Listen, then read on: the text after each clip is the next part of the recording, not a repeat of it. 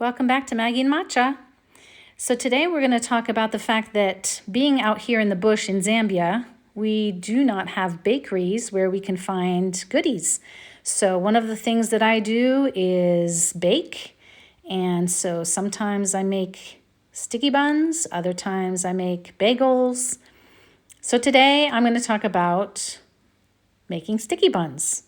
Fortunately, my mother had us making sticky buns my whole childhood. My dad always wanted sticky buns on Sunday morning before church. So that was a tradition in our family. And I'm so grateful because now I know how to make sticky buns.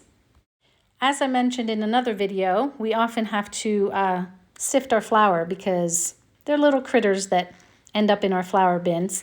So first you have to sift the flour and then melt the butter. And so here you go. You can watch me make these sticky buns.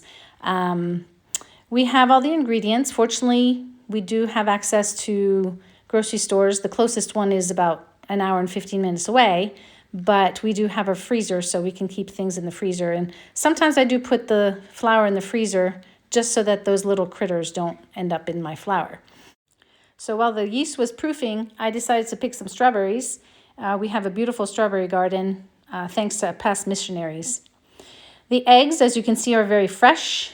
They don't need to be refrigerated because we get fresh eggs from the chickens around here. And so that's fun. And we do have to put them in a separate container, like crack them in a bowl before we put them in the big bowl, just to make sure that they're okay and that they're good. I've only had one rotten egg in the 6 years that we've been here, so far so good. So yeah, so we enjoy making sticky buns every now and then. We don't make them as often as my mom did, but we do enjoy them sometimes when we have special guests, or I make a double batch and then I put some in the freezer so that in case somebody comes to visit, then we have some available.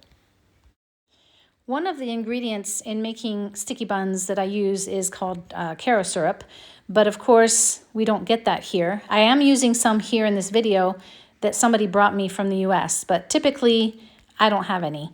But we do have Zam Sugar, which is the big company here that grows sugar cane and makes pure cane sugar and processes all of that. And so we do get what's called inverted cane sugar, which is a syrup. And so that's what I use instead of caro syrup.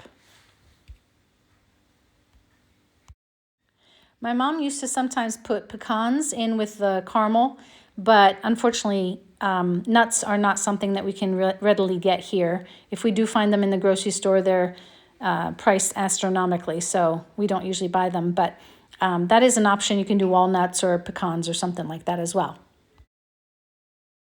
So making sticky buns is kind of an all-day process in some ways, but I just kind of do it here and there in between the other things that I'm doing, and it's kind of enjoyable. I enjoy doing it, and they're delicious, so who doesn't like eating them?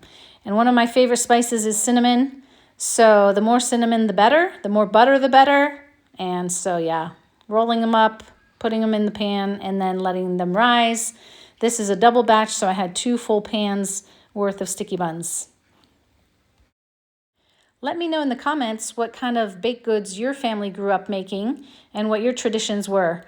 For me, it was these sticky buns, and for you, it might be a certain cake or breads or cookies or something, and I'd love to hear about it. So leave a comment. Before coming to Zambia, I had no idea how to make bagels, but that is something that I learned how to make since moving here because we enjoy bagels, and so I just found a recipe online. So I can just smell it. Can you smell them? They look delicious, and here they are, enjoying it with a cup of tea. Thanks for watching. I hope that you will come back again soon, and please subscribe and like this video.